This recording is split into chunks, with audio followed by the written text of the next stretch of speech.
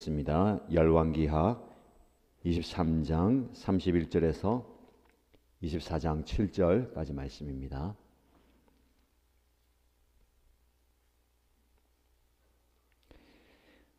오늘 저와 여러분 함께 묵상할 말씀은 열왕기하 23장 31절에서 24장 7절까지입니다. 함께 읽겠습니다.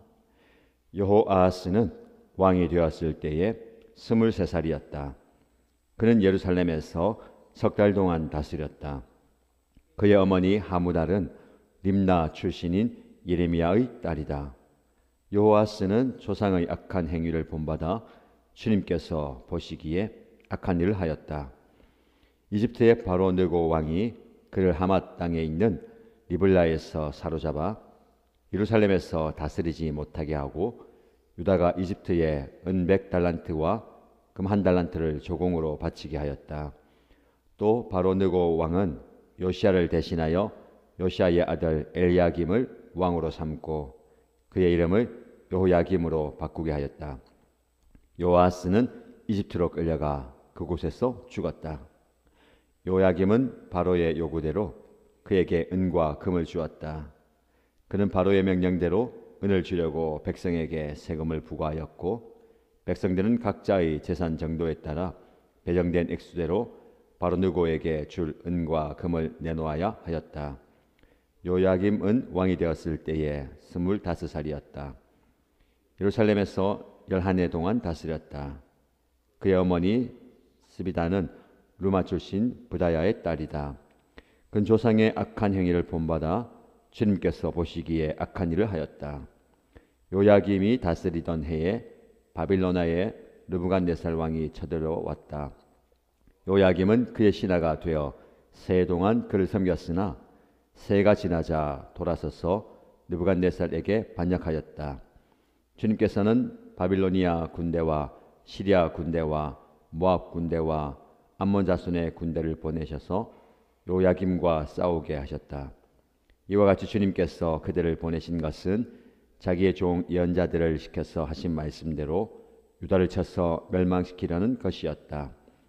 이것은 므낫세가 지은 그의 죄 때문에 그들을 주님 앞에서 내쫓으시겠다고 하신 주님의 말씀이 유다에게서 성취된 일이었다. 더욱이 죄 없는 사람을 죽여 예루살렘을 죄 없는 사람의 피로 가득 채운 그의 죄를 주님께서는 결코 용서하실 수 없으셨기 때문이다. 요야김의 나머지 행적과 그가 한 모든 일은 유다왕 역대지략에 기록되어 있다. 요야김이 그의 조상과 함께 누워 잠드니 그의 아들 여호야긴이 그의 뒤를 이어 왕이 되었다. 바빌로니아 왕이 이집트의 강에서부터 유프라데스 강까지 이집트 왕에게 속한 땅을 모두 점령하였으므로 이집트 왕은 다시는 더 국경 밖으로 나오지 못하였다. 아멘. 오늘도 하나님의 말씀을 묵상합니다. 말씀의 은혜와 능력을 깊이 경험하고 누리는 복된 하루가 되시길 축복합니다.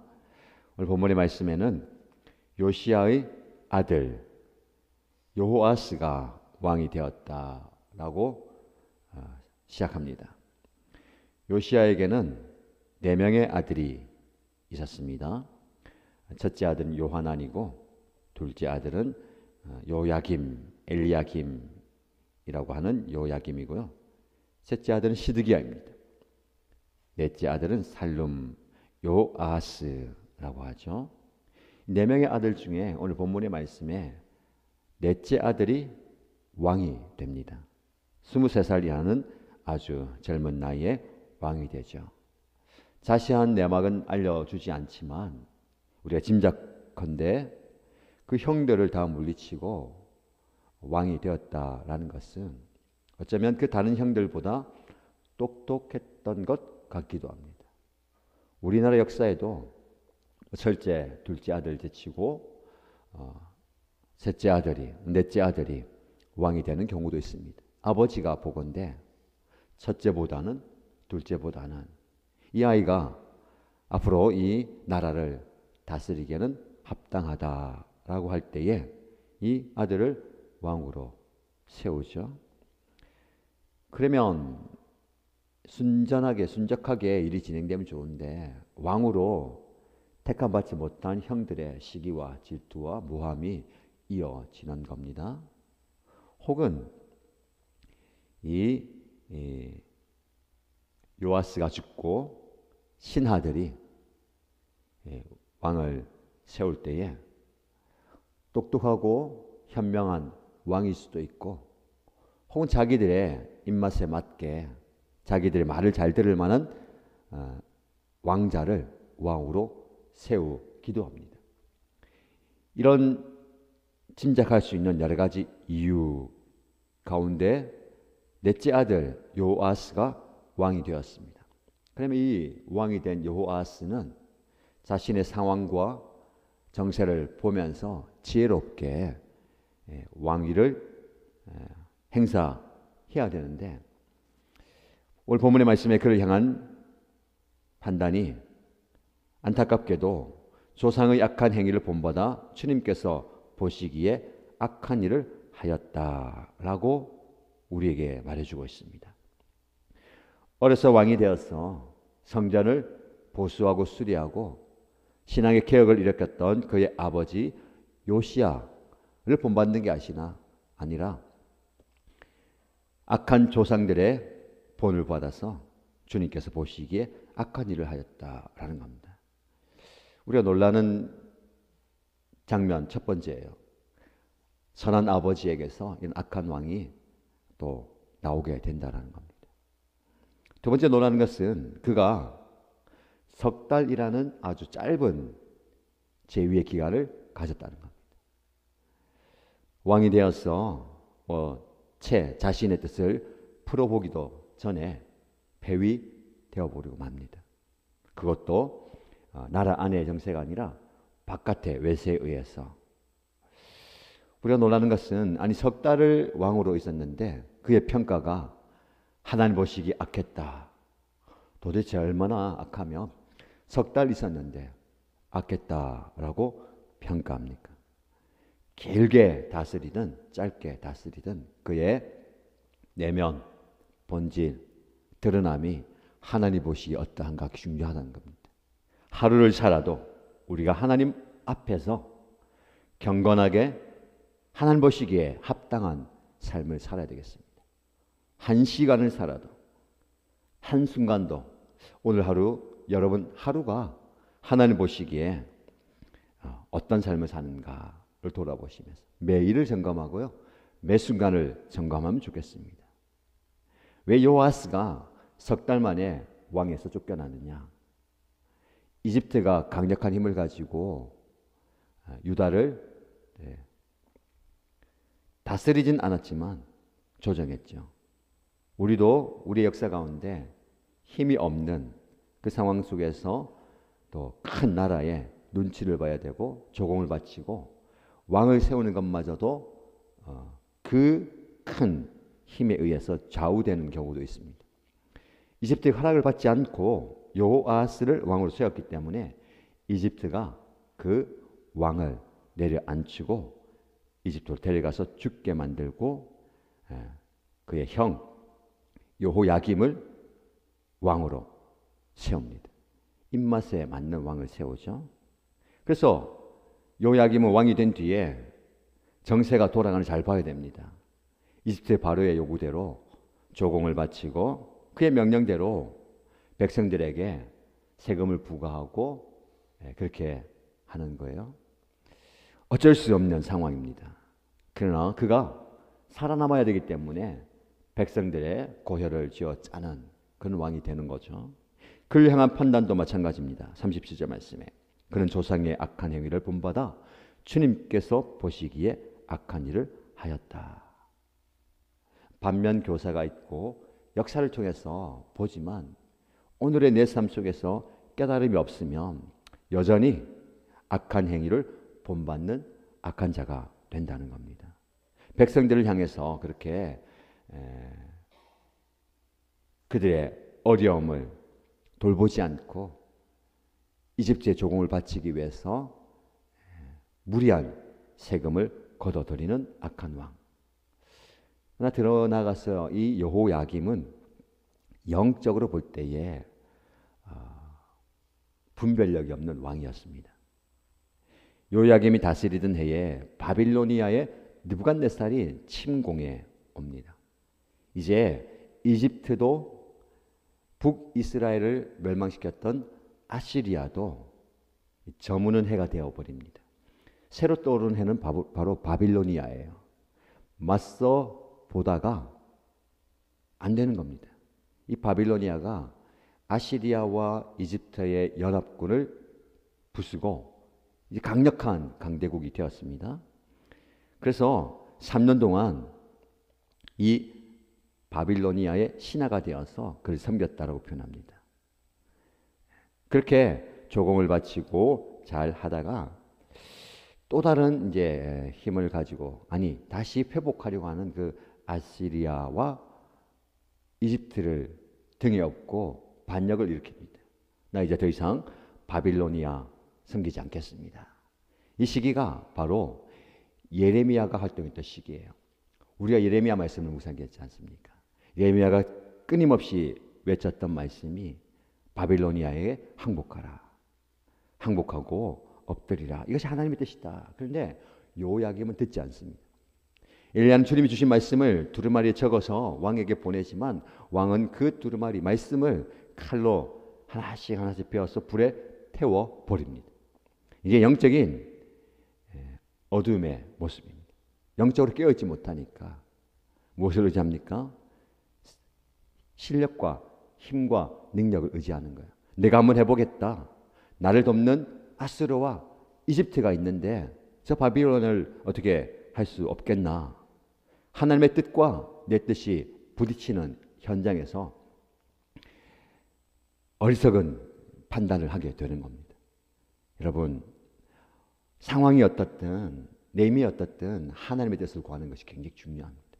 하나님께서 멈추라 하면 멈춰야 되고 하나님께서 가라고 하면 가는 거. 전쟁도 하나님께 속해 있죠. 내가 아무리 잘 준비되어 있고 군사가 넉넉하고 무기가 잘 준비되어 있어요. 싸우면 이길 것 같아요. 하나님이 항복하라고 하면 항복해야 됩니다. 도무지 싸울 준비가 안 되어 있습니다. 군사도 없고 무기도 없고 오합지졸 같은 이 형편에서 하나님이 나가서 싸우라고 하면 나가서 싸우면 되는 거죠. 이게 바로 순종입니다. 순종이 단순하지만 어려운 게 여기에 있어요. 내 뜻이 반영될 때에 내 생각과 내 판단이 앞설 때에 이건 아닌 것 같은데 라고 여길 때가 얼마나 많습니까? 이건 아닌 것 같은데 라고 할 때에 우리는 순종해야 됩니다. 불순종이 습관이 되면 이 여호아스, 요야김처럼 악한 조상들의 본을 받아서 하나님 보시기에 악한 행위를 하게 되는 것이죠. 그래서 순종은 훈련해야 됩니다. 순종은 훈련으로 이어져 가는 거예요. 작은 것에 순종하고 앞뒤가 맞는 것이 아니지만 순종하고 이치에 맞지 않는 것 같지만 순종하는 그 순종을 통해서 훈련되어지는 겁니다. 이 순종이 하나님의 뜻을 이루어가는 거죠. 하나님이 없는 인생, 아무리 왕이 되어도 아무리 능력과 실력이 있어도 비참해지는 겁니다. 오늘 본문의 말씀을 통해서 우리에게 주는 교훈은 그거예요. 능력보다 믿음이 중요하고 실력보다 믿음이 중요합니다. 물론 실력이 필요합니다. 능력이 있어야 됩니다. 세상을 살 때는 그래요. 그래서 우리는 세상을 살지만 세상을 이기는 사람이 되어야 되는 것이죠. 절대로 우리의 실력으로 우리의 능력으로 세상을 이길 수가 없어요. 부딪히면 싸우면 지게 되어 있습니다. 무엇으로 이깁니까? 믿음으로 이겨야 되는 겁니다. 그래서 여러분들 실력을 키우고 능력을 키우십시오. 그 위에 믿음을 더하시기 바랍니다. 믿음이 없는 자는 요아스처럼 엘리야김처럼 왕이 되어도 그 나라를 제대로 통치하지 못하는 겁니다. 실력을 갖추기 이전에 믿음을 갖추고 능력을 발휘하기 전에 믿음으로 나아가십시다. 세상의 권력은 세상의 힘은 강력한 것처럼 보이지만 그것이 우리를 엄습하고 우리를 공격할 때 우리가 위축되어 보이지만 그 상황 가운데서 빛을 발하는 것이 바로 믿음입니다. 오늘 하루를 믿음으로 살아가는 여러분 되시길 축복합니다. 오늘 본문 말씀 이어서 이번 주에 계속 묵상할 말씀은 마지막 결말로 치닫는 유다의 모습이에요. 참 선한 왕도 있었고 하나님의 뜻에 맞게 하나님의 언약에 맞게 왕위가 이어져 가지만 안타깝게도 암울한 미래가 지속됩니다. 그 끝은 어디입니까? 완전한 멸망이죠. 유다의 끝입니다. 그러나 암울한 미래가 있다 하더라도 하나님은 그 가운데 소망을 주십니다. 심판이 있지만 멸망이 있지만 그것이 완전한 끝이 아니고 새로운 또 희망을 주시는 거예요. 오늘 여러분 하루를 암울한 미래로 암울한 현실로만 보지 마시고 그 가운데 하나님께서는 끊임없이 말씀하시고 깨닫게 하시고 돌이키게 하시고 빛을 비추십니다. 그 빛을 믿음으로 발견하고 믿음으로 승리하는 저와 여러분 되시기를 주님의 이름으로 축복합니다. 말씀 붙들고 기도하십시다. 첫 번째 기도 제목 드립니다. 불순종이 습관이 되지 않기 원합니다. 순종의 훈련을 통해서 순종의 사람이 되겠습니다. 라고 기도하십시다. 두 번째 기도 제목은 하나님 없는 인생의 비참함을 깨닫게 하시고 내 삶 어디에서든 하나님을 인정하고 하나님을 모시고 살겠습니다. 라고 기도하시고요. 공동체를 위해서 기도할 때에 능력과 실력 있는 사람도 키워내지만 그보다 우리 공동체 안에는 믿음 있는 사람들 키워내는 믿음의 공동체가 되게 하여 주옵소서 라고 기도하십니다. 그리고 개인의 기도 제목 올려드리며 손에 함께 기도하겠습니다. 하나님 아버지, 오늘 말씀을 통해서 불순종의 습관의 모습을 보게 됩니다.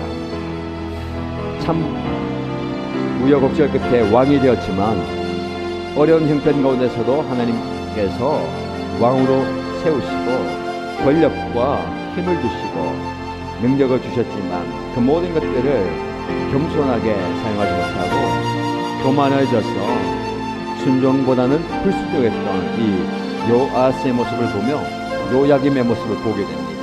하나님 이 모습을 보면서 나를 돌아봅니다. 불순종의 모습이 순종의 모습으로 세워지게 하여 주옵소서.